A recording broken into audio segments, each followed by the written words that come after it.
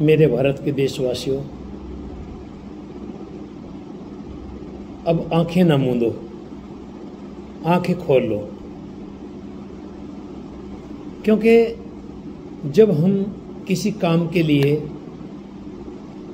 Bank में जाते हैं या और कोई किसी भी दफ्तर में काम होता है तो हम जाते हैं। मैं भी कल गया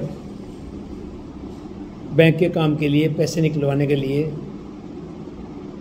लेकिन सबसे पहले उन्होंने मेरे से जैसे 50,000 अपने निकलवाने हैं या मतलब 60,000 या कितने भी, जब आपके पैसे हैं तो आप निकलवा सकते हैं। तो उसके लिए सबसे पहले बैंक वाले आपका पैन कार्ड मांगते हैं, आपका आधार कार्ड मांगते हैं। लेकिन मैं आज अब आप सबसे एक बात करना चाहता हूं, जब हमारा छोटा सा काम होता है, हम गरीब आदमी, हम एक आम आदमी और हम एक नागरिक, हमसे तो कानून के लिए, रजिस्टर में लगाने के लिए हमारा पैन कार्ड चाहिए, हमारा आधार कार्ड चाहिए और हमारे सब सबूत चाहिए। लेकिन हम एक बात पूछते हैं, जब घोटाला इतना बड़ा होता है, 466 करोड़ के इलेक्ट्रोल बॉन्ड खरीदने वाले का कोई नाम ही नहीं है, कोई पता ही नहीं है किसने खरीदे हैं, कहां से खरीदे हैं, और इतना बड़ा घोटाले का कोई सबूत नहीं है, तो आप इसको क्या मानेंगे? आज ये हो रहा है ना। मेरे देशवासियों, मेरी बहनों, मेरे भाइयों, मेरी माताओं, आप सब अपनी आंखें खोलो, भ्रम से बाहर आओ और इन जो गुलामियों से हम जकड़े हुए हैं ना, शुरू से गुलामी से बाहर आओ। आज दुनिया चांद को छू रही है, सूरज को छू रही है, और हम वहीं के वहीं संस्कारों में बैठे हैं। हम बोल सकते हैं, हम अपना हक मांग सकते हैं। हमारे क्या हक हैं, हमें क्या चाहिए? क्या हम उस 5 किलो अनाज के लिए हमेशा भिखारी बने रहेंगे? योगी सरकार 5 किलो अनाज दे रही है, पहले कांग्रेस ने दिया, अब मोदी दे रहा है। वो क्या आपको काट के दे रहे हैं? वो क्या आपको मेहनत करके दे रहे हैं? मेहनत आपकी ही है और आप ही वहां पे पहुंचा रहे हैं। फिर वो वापिस सारा कुछ काट के, सारा टैक्स काट के, सब कुछ काट के वो वापसी हमको 5 किलो अनाज भेजते हैं। ये हमारा ही है सब कुछ, ये पब्लिक का सब कुछ है। लेकिन हमारी आंखें खुल, क्योंकि हम समझदारी वाली बात सुनते ही नहीं, हम सब अंधे हो गए हैं। और सबसे बड़ी बात है, जो कुर्सियों पर बैठे हैं, तानाशाही कर रहे हैं, वो आंखों से भी अंधे हैं।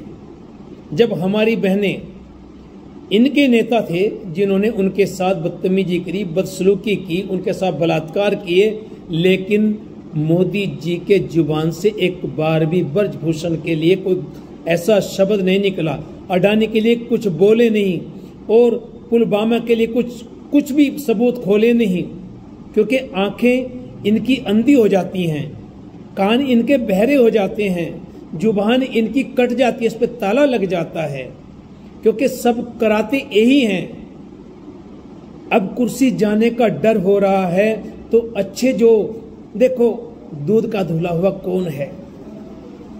ये जो 466 करोड़ का इलेक्ट्रॉन, ये ब्रांड ये जो बिके हैं, और ये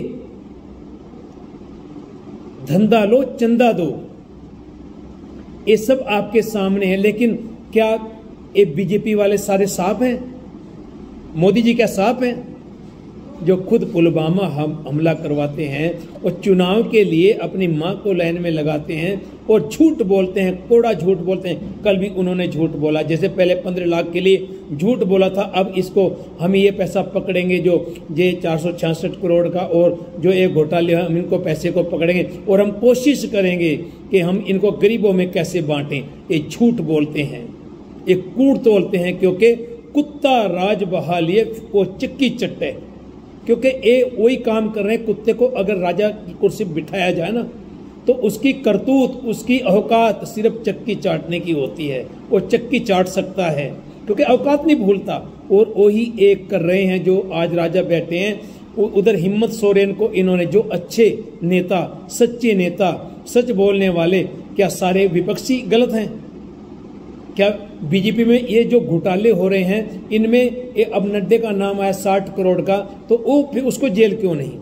जब इनके खाते में सारे पैसे जा रहे हैं तो इनके लिए ईडी क्यों नहीं? इनके लिए सीबीआई क्यों नहीं? इनके लिए कोई जांच करेंसी क्यों नहीं?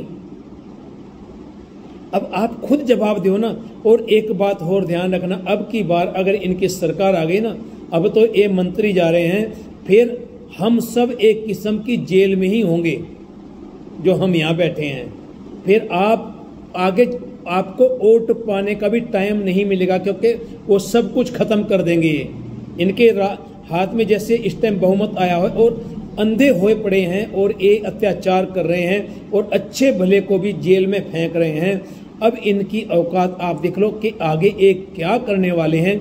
अब ये पब्लिक को चुनना है, पब्लिक को सोचना है। पब्लिक की ताकत है, पब्लिक ही शक्ति है, पब्लिक जो चाहे कर सकती है। पब्लिक ने एक चाय वाले को प्रधानमंत्री बनाया और यही पब्लिक उस चाय वाले को आज उखेड़ के फेंक सकती है। अगर आप चाहो, आपकी वोट में इतनी शक्ति है, इतना दम है कि कोई भी आपके आगे बोल नहीं सकता, आपके आगे झुकना पड़ेगा। पब्लिक ही राज है, पब्लिक ही शक्ति है, पब्लिक ही भारत है और पब्लिक ही इंडिया है।